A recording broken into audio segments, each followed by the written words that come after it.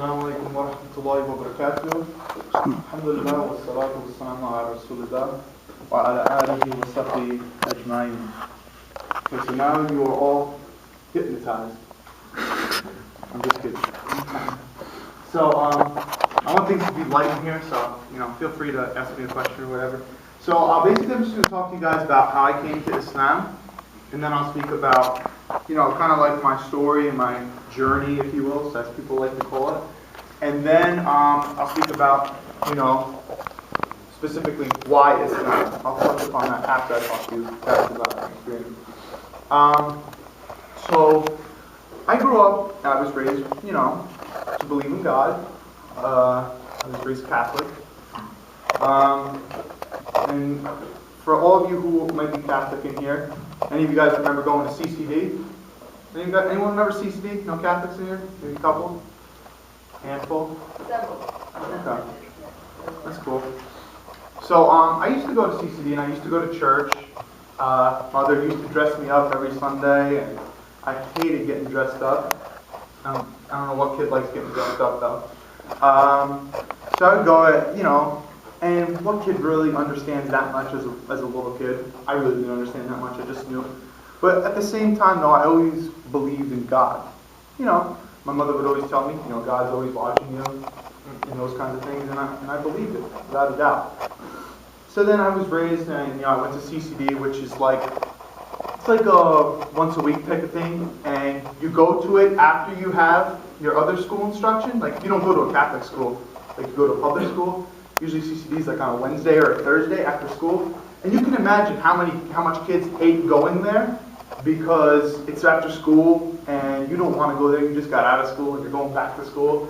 So it wasn't just me being like it, was everyone. But and that has nothing to do with Catholicism, Islam. Any kid, they don't want to go to school back to back. So I was raised Catholic. I didn't like going to CCD and that kind of thing, and I ended up going through the process, and I got confirmed and everything, and always believed in God without a doubt. Didn't understand so much. We as a family, we didn't really read the Bible too much. I didn't understand so much the religious creed and everything, but So then I'm gonna fast forward many years and go to high school experiences. Well, actually, I'll talk a little bit before. So I have a learning disability, and I used to take medication, like Ritalin, Adderall, that kind of thing. And if anyone has ever taken these things, and I know that, learning disability or regardless, a lot of college students have used Adderall to help them study for finals and stuff. Don't act like you didn't. I know people do. So if you notice when you take a drug like that, one of the side effects is it makes you antisocial and that kind of thing, and maybe it might make you have less of an appetite, that kind of thing. So I used to take this throughout my years of school, and it made me shy. I didn't want to socialize with people and that kind of thing. I was always shy around girls and that kind of thing. And anyway, after a while, about around 8th grade, 9th grade, I got off, and I started to slowly become more social and started interacting with more people. I still had a big sort of fear or phobia, if you will, with interacting with women. And so about 10th grade-ish, I came to a realization, why am I so shy, all these kind of things? I want to be outgoing, I want to be popular, all these kinds of things. And I saw my older brother, who was one of the most popular kids in school, jock, if you will, friends from all different races, cultures, religions, many girlfriends, all these kind of things. And I was like, I want to be more like him. And I started, taking close notice of, how he dresses, who he interacts with, how he interacts with them, certain things he says, certain interests he had, like cars and all that kind of stuff. I was never really into that before. And another thing I came to realize that could make me popular, if you will, is, and you guys all know this, anyone who's at least went to public school, that a tough guy is somewhat synonymous with being, cool and popular. People don't want to mess with him and that kind of thing. So I thought, I'm a football player and this kind of stuff. I know I'm a tough kid, I'm just going to start developing this mentality that if someone messes with me, I'm just going to, hit them, no second thoughts. And, this tough guy type of attitude that I developed. And sure enough, even people who would be considered my friends, if they, said something that I thought was, out of line and just like really disrespected me, I would go and punch them. I got in fights all the time and stuff like that. And even one of my sophomore year, initially, like shortly after I had started to gain this mentality, I got into a fight with one of these kids, and it was in my football coach's classroom. And basically, I knocked the kid out. I'm not trying to brag or anything like that. And my coach would always tell the story later on, like, that was the best three-piece combo I've ever seen in high school. And I started to feed off this type of people talking about me and this type of stuff. This is what I love to hear, that, constantly trying to, how can I please people? How can I look cool? And all this kind of things. And I remember people making comments such as, just random people like, oh, I would never mess with Smith. He's crazy. And, I used to like this. And I was like, yeah, I kept just acting in this way. And, I used to go, and then my grades started to slip as soon as I got this, like, mentality. And I used to go to parties, and I used to do some really messed up things like, trash people's houses. And I wouldn't even say, maybe some of you have done that in here.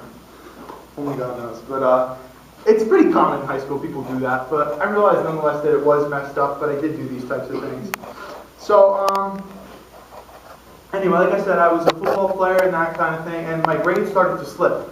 Now, I wanted to go to college. I wanted to go to a four-year school. People go to four-year schools. That's the cool thing to do. Keep in mind, I did believe in God, but I wasn't practicing religion at all. God was kind of like definitely on the back burner, and that kind of thing. So I wanted to go to a four-year school, but my grades were like, it was like very borderline, I didn't want to be one of those Bobo kids, as I thought back then. I thought all the Bobo kids went to county college and stuff like that. By the way, I don't think county college is a bad thing at all. Saved a lot of money. Maybe I would have went to county college first if I had known otherwise. Anyway, so I wanted to go to a four-year school, and I realized that, and my football coach approached me, he's like, you know what, your grades are, but if you play football, this might be something that might get you accepted into the school. I said, you know what, and I didn't really, I was a good high school football player, but I didn't know if I wanted to play in college, but this kind of, made me think, I might as well do this, because if it's going to get me into school, then, and I like football, so I basically chose a school solely on the fact that it had a good football program and stuff, and I didn't really factor other decisions in. And when I went to this school, I started to go through a lot of changes, and it was a real time of reflection for me. And I say that because there were certain things I really just didn't like about that environment. The football coaches, I noticed that the people who were recruiting me, they would call me like every day and that kind of thing when they wanted me to come to the school. And I noticed once I got to the school, you can't even approach the people. And just complete jerks. And it wasn't just like an on-the-field type of thing, because I can understand coaches being mean because they want to motivate their players, but even off the field. Other things that happened, like people would steal my food from my refrigerator, people would key my car and this kind of thing. And keep in mind, I still had this tough guy mentality that, if I find out who's going to who's stealing my stuff, who did this to my car, I will fight them. So I had this mentality, and I ended up getting into 2 fights while at school. And the second time was against this he was a little kid, he was much smaller than me, and honestly he really didn't stand a fair chance, but I wanted to impress people, I wanted to make people know that, hey look, you don't mess with me. And the whole time I was just trying to please people. I was worried about what people were thinking of me. I wasn't thinking about what does God think of me, I was thinking about what do people going to think of me. And anyway, I fought this kid, I hurt him, and then, campus police and all that stuff, they came and, they like kind of roped me up. I had to take like alcohol classes and anger management classes at the school and all this type of thing. And I just realized, like, I came to this realization, like, what am I doing with my life? Like, seriously? Like, where's pleasing people, where's this getting me in life? Where's fighting and all this nonsense doing, what is it getting me in life? And keep in mind, my GPA after my first semester of school was a 1.4. 1.4. That's awful. If anyone knows anything about GPA. That was on academic probation and all that stuff. And I really, really just hated the environment for so many reasons that I can't even go into detail about. It was just a terrible time for me. So I started to reflect on it. After my first semester of school, I went home and I didn't want to go back to that school. This was a school in Pennsylvania. Really didn't want to go back. But I was thinking, I kind of have to go back because we already paid for a year. So, it's just going to be money down the drain if I don't go. And I know that I did want to keep continuing on with school. Actually, I was unsure at first if I wanted to continue with school at all. But then I decided, I have to. If I want to get anywhere in life, I have to continue with school. But I knew that I wanted to transfer. I just had to finish this rest of this one more semester out there. So I decided that, I have to change some things in my life. And I wasn't thinking like specifically what type of change. I just knew that I wanted to become a better person. And that's all. The only thing I was really thinking. And it just kind of like came to me. Like I had a friend who was a Muslim. I didn't even know that my friend was a Muslim. I just thought of my friend as my friend. And keep in mind, to let you guys know how little I actually knew about Islam, I thought that Muslim and Islam were two different religions. That's really how little I did know. But actually, a Muslim is a person who follows Islam. Anyway, so I started. My friend kind of like was never really practicing Islam, and my friend just kind of like started practicing more and started like really upholding like what the faith is and all this kind. And I was like, and this person was a really good person. This person who used to help me out with my school. Whenever I was depressed or something, and I was never so depressed as I was when I was at this school. He used to help me through things like when I had rough times and stuff. And I was like, a really good person who thinks logically, has got their mind on the shoulder. Why are they coming back to this religion? And it sparked my interest in religion and in religion in general because I knew that I wanted to become a better person. And everyone knows that religion is pretty much synonymous or associated with being a good person because essentially that's what all religions kind of teach. So I started looking into Islam more, and I also started to look into my own religion more. And I really hated that school. I know I keep saying that, but I used to go home on the weekends, and I used to go to church with my grandparents on Sunday. And, that started learning a little bit more about my own faith. And then on my spare time, I used to research and read about other religions and stuff. And then I started to get in contact with, like, people from a mosque near my school. I used to go there and just talk to people and, see what they had to say about Islam, learn a little bit, whatever I could. Then I also got in touch with a different imam through email, and he informed me, I teach a class here on Saturdays at this mosque, and it was more near my house, more so than the school, so I used to go home on the weekends, used to go to the mosque on Saturday, and I used to go to church on Sunday. And I was kind of like comparing the two, as well as other religions, Judaism, and, etc. And the more and more I learned about Islam, the more it made sense to me. It was more logical to me, and I felt more at home with it than my own faith. But, still battling, as to what, I should do. Because, obviously, and I started speaking with my family, hey, look, I think Islam is pretty cool, that kind of thing. And my dad didn't, like that kind of talk at all. My mom was like, yeah, they are really actually related. I never realized how closely related it was to my own faith that I was raised as. And so I kind of came to the decision, like, you know what? I really think that Islam is right for me. But I'm not, quite sure if this is, I'm not 100% sure, but I'm pretty sure. And I thought that, and someone informed me, look, if you believe in Islam, there should be nothing holding you back. You shouldn't worry about what everyone's going to think. You should just accept it. Because you don't know if you're going to die tomorrow. Tomorrow's not promised to any of us. Any of us could walk out of here and, God forbid, get run over by a car or something like that happen. So he's like, if you believe, there's nothing, you shouldn't wait or anything like that. And I said, you know what, that doesn't make sense. But at the same time, I didn't necessarily have a conviction yet or anything like that. So I decided, you know what, I've been praying at the church and whatever. Let me just pray as a Muslim is prayed. I had heard about the prayers of Muslims and stuff and how everyone really gets moved by it. I've heard the Quran recited before, and I thought that, man, that is something that's pretty beautiful, even though I really didn't understand what they were saying, because the Quran is recited in Arabic. But I said, you know what, I'm going to pray as the Muslims pray. And if I get a good feeling, then I know that it's right for me. So, one morning I decided that I'm gonna, because Muslims, they wash before they pray in a certain way. So I taught myself how to do the way to wash, and I taught myself how to pray. So in the back of my mind, I began praying, and or I actually physically began praying. And in the back of my mind, I'm thinking, is this the feeling that I was hoping to get? And I was like, I don't know. I mean, I don't know if this is the feeling that I wanted to get, and if it's not, then I can't really convert or anything like that. And so, I finished the prayer, and like right at the moment where I finished it, I just began crying. And at that point, I knew that it was correct, and I said my shahada, which is, I certify that God is one, and Muhammad is his messenger. And then after that, it took some time, but like initially, like my family was really opposed to it. Like my father said things like, I'll never step foot in a mosque. Never.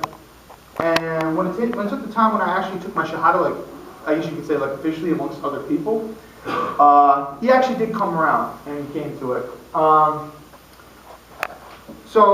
And then like again, I want to emphasize the point that I started to realize that Islam is like a really peaceful religion and a way to live life. And the way I was living life before was not peaceful, and I was not at peace with myself. I was depressed and all that kind of stuff. And I realized that I was doing things for the sake of people, to please people. And I realized that doing it to like so people would praise me and they would say good things about me or something like that.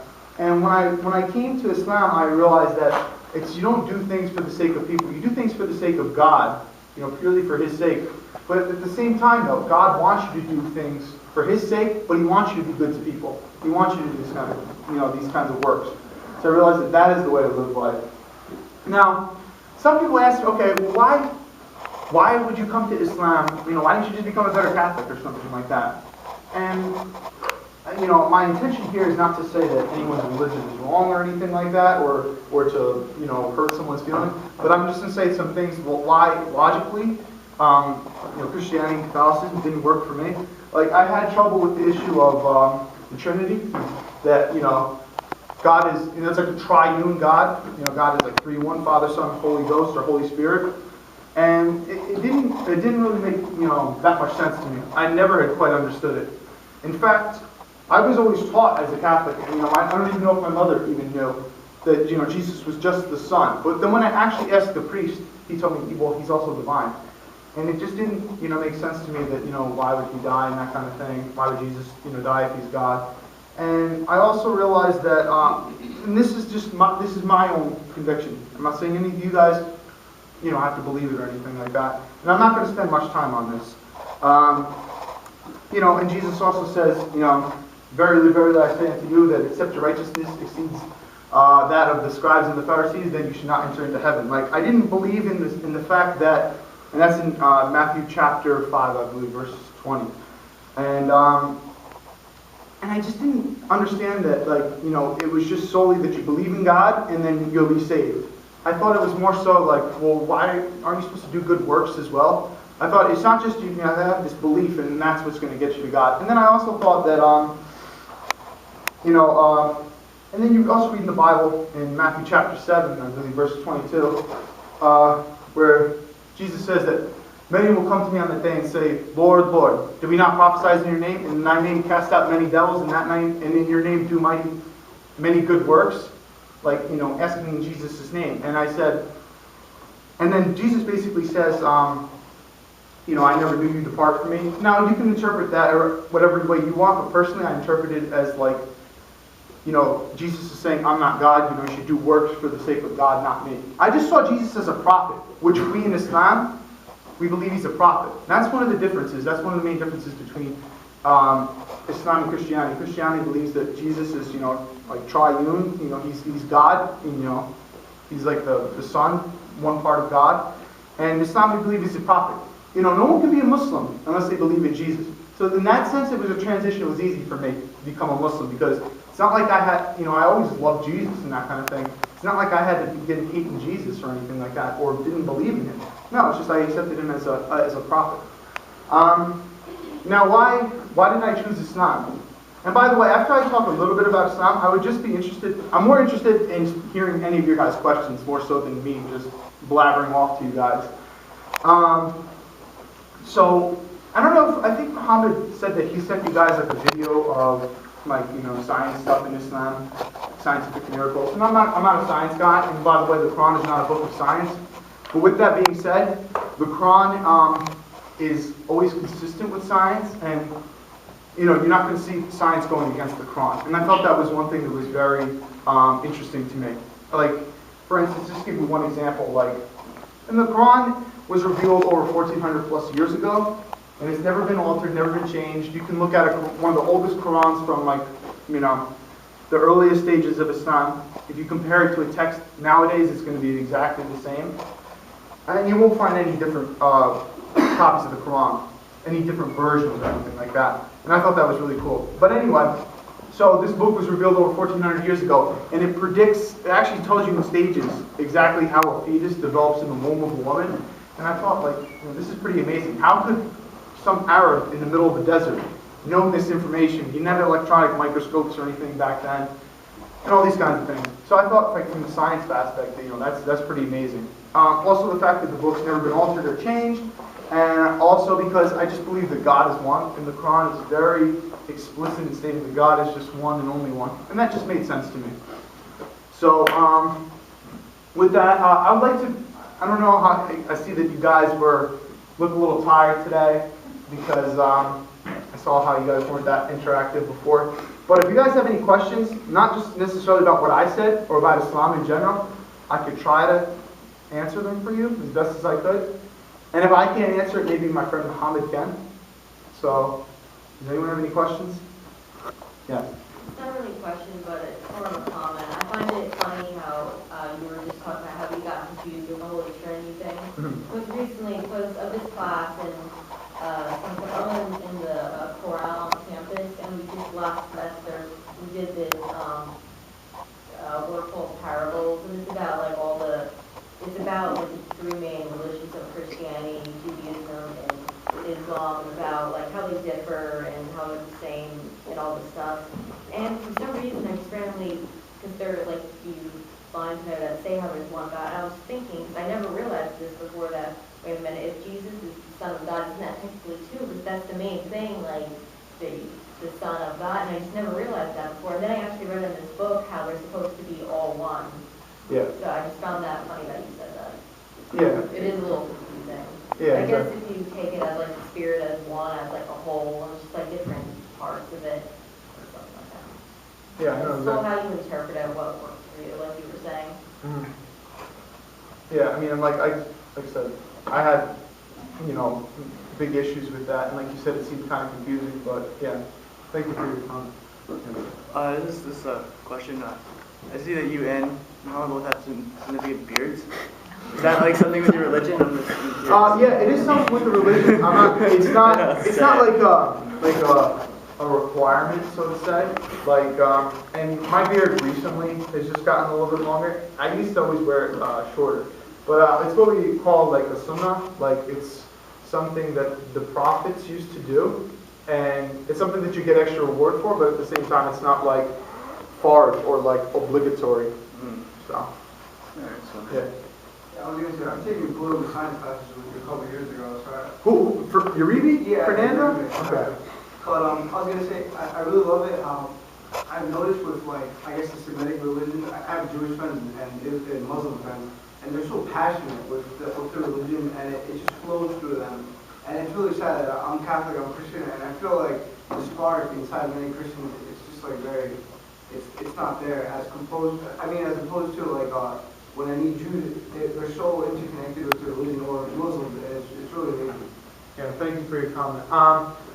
Yeah, I mean, I can't speak for everyone, because of course there are Christians and Catholics who do really have that strong conviction and stuff. But I mean, from what I saw on a whole, and this is one of the things that kind of made me incline more towards Islam, is I saw that more people on average were really passionate about the religion. More Muslims were passionate about the religion than people who I knew from my church and stuff like that. So, yeah, I agree with that. Yeah. Yeah, I was going to ask, are you planning on changing your name? Or are you going to No, I mean, honestly, I think that, I mean, like a lot of people, we're talking like Muslims, they did change their name, and they might have changed it for certain reasons, like that, you know, like maybe their name was one of their idols or something like that. So, I mean, it's not necessary to change your name, and honestly, I like my name, so, and I don't know how many Kyle Smith Muslims there are, but I think it's pretty cool to be a Kyle Smith and a Muslim. With that being said, I mean, I'll probably name my children traditional Muslim names, but they definitely have my last name, that's for sure. She had her hand. Didn't you ever hear that? Oh, sorry. I thought it was. No, I was just gonna comment on. I mean, like your last thing you said about the beard. Like the thing is, it's just like a label of like a Muslim man. Like you also see he has either short mustache or no mustache either. So like as Muslims, Muslim men, we're supposed to trim our mustache because I mean we're not supposed to have a big one because it's like unhygienic and stuff like that. But we're supposed to like, you know, just keep the beard as in like it's like an identity. You know what I mean? Like so you see like. I mean, I'm pretty sure most people would just recognize me as a Muslim. And in Islam, we're supposed to greet like other Muslims with peace. Like it's, I mean, like what he said in the beginning, Assalamu alaikum. It means like peace be upon you. So like when we see somebody else with a beard, you know, trim mustache, then we automatically assume he's Muslim and we give him the peace and he gives it back. So it's just like, that's just the main reason behind it. And also like his name, what he said, I think you asked, it's not like he said, it's not required, and the last name actually is something that is you're not allowed to change no matter what, because that's like your lineage, like your background and stuff. So it's like you can't change your father's last name no matter what it means. So like he has an option if he wants to change his first name, but it's fine. Like he said he likes it. So Yeah. So why would you even have to change your first name? no, you don't have to. No, but why would people want to? People do because more so like you were saying, like a label, like again, a lot of people did that during the early times of Islam for whatever reasons. Like maybe they had the name of one of their idols, which was, you know, a god that Islam doesn't necessarily believe is a god, doesn't believe it's a god. So, you know, obviously you can't have a name like that. So, yeah. So they might have done it for those kinds of reasons, or people just want to be associated with Islam. Like, you know, people know that Muhammad is, you know, a name that's synonymous with Islam, so they might want to have that name. So that's, I mean, like I said, it's not. Yeah. I don't know which one you guys had your hand up first. What did you say to us in Arabic? Oh, yo, I meant to translate that. I apologize. I said, Assalamu alaikum wa rahmatullahi wa barakatuh. It basically means, may the peace of God be upon all you, His mercy and His blessings. And then I basically wished peace on the Prophet, his companions, and his family. So I basically was just wishing all you guys, you know, peace and God's mercy and blessings. You have your hand up? Yeah. Do you ever think that you're like suddenly becoming more religious is basically just in response to like all the turmoil that was going on in your life at the time, not necessarily like it didn't really have to be religious, it could have just been like a sense of belonging to any sort of group? Well, that's true, but I mean, if that was the case, then why didn't I just become closer to my own faith, my own group that I was with? And with that being said, you know, we're talking, that was years ago. And my faith is only going stronger and stronger and stronger, and I'm no longer going through turmoil and that kind of stuff. So. All right, one more thing. Yeah. You say also peace be upon him after every time you say Muhammad? Yeah, we do. And we say that for every prophet, by the way. So I actually made a mistake when I wish Jesus, peace be upon him, because like I said, we believe he's a prophet. So if I say Moses, you know, Abraham, peace be upon all of them, that's what I should say. Yeah. Oh, yeah, I was,